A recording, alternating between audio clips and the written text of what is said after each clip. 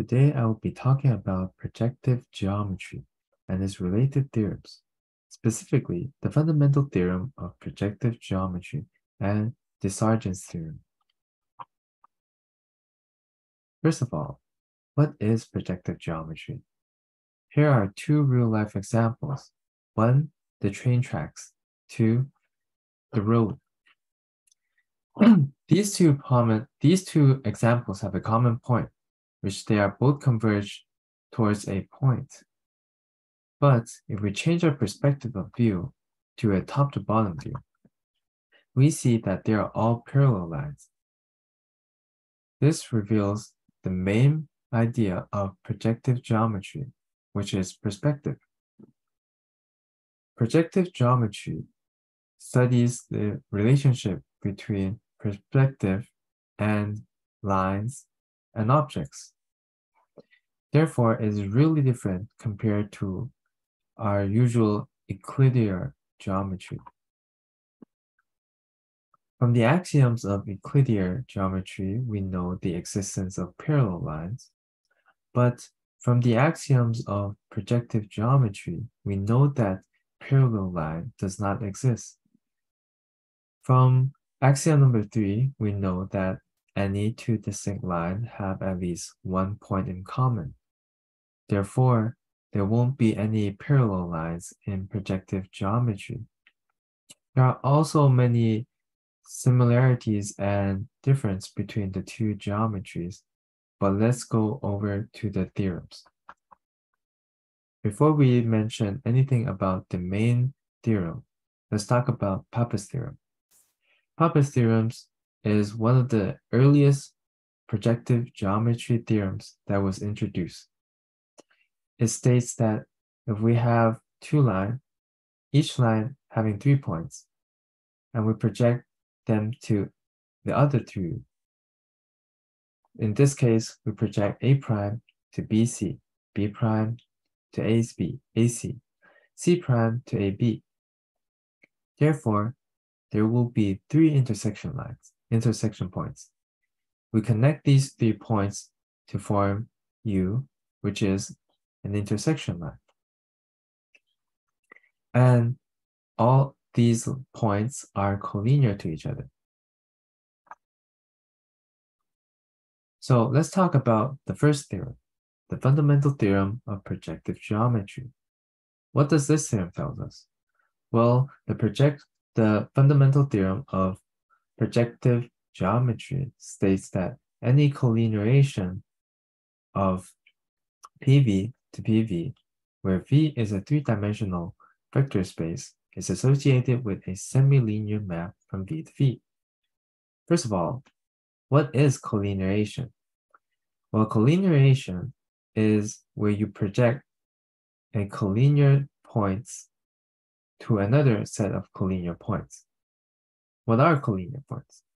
Well, collinear points, by the axiom of projective geometry, we know that is a set of 4 distinct points on a line. So how do we prove this? So if the fundamental theorem of projective geometry is true, then in our case, A should be able to project to 4 different points on L2. Assuming that we don't know what the 4th point is on L2.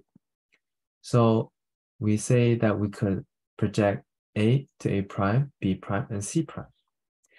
Similarly to A prime can be projected towards A, B, C, and D. If we combine the two projection image, we'll get something like this. And by applying to Pappus theorem, we know that the intersection points can also be forming lines. We then could be able to form F, G, and H as a single line. By extending FH, we will have another intersection point.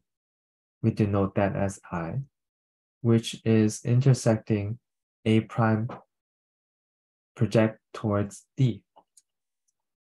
If we connect point A to I and extend that line, we will have another intersection point which is going to be on L2 that we denoted as D prime. By Papa's theorem, we know that AF A prime and AG B prime and AH C prime, they are all collinear. Similarly, we can apply the same thing to A and I and D prime. These three are also collinear, therefore proving the fundamental theorem of projective geometry. Now, let's talk about the Gauss's theorem. The Gauss's theorem says that if there are three straight lines joining the corresponding vectors of two triangles ABC and A prime, B prime, C prime, all meet at a point, in this case point O being the perspector, then three intersection pairs of corresponding sides lies on the straight line. Equivalently saying that if two triangles are perspective from a point, they are perspective from a line. So how do we prove this? Well, we could also use Papa's theorem to prove this theorem. If we extend AB and A prime B prime, we will get an intersection point at point R. Doing the same thing to the other two sides of the both of the triangle on A prime C prime and AC, we will get the point S. Extending B prime C prime and BC, we will get point T. And since these 3 points, T, S, and R, are all intersection points, therefore by Papa's theory, we know that they could form a line. And by Papa's theory, we also know that they have a relationship which is collinear, therefore proving that the Gauss's theorem. Even though projective geometry requires a lot of strong understanding of the theorems and properties, but it's still an interesting topic to study. Thank you for your time to listen.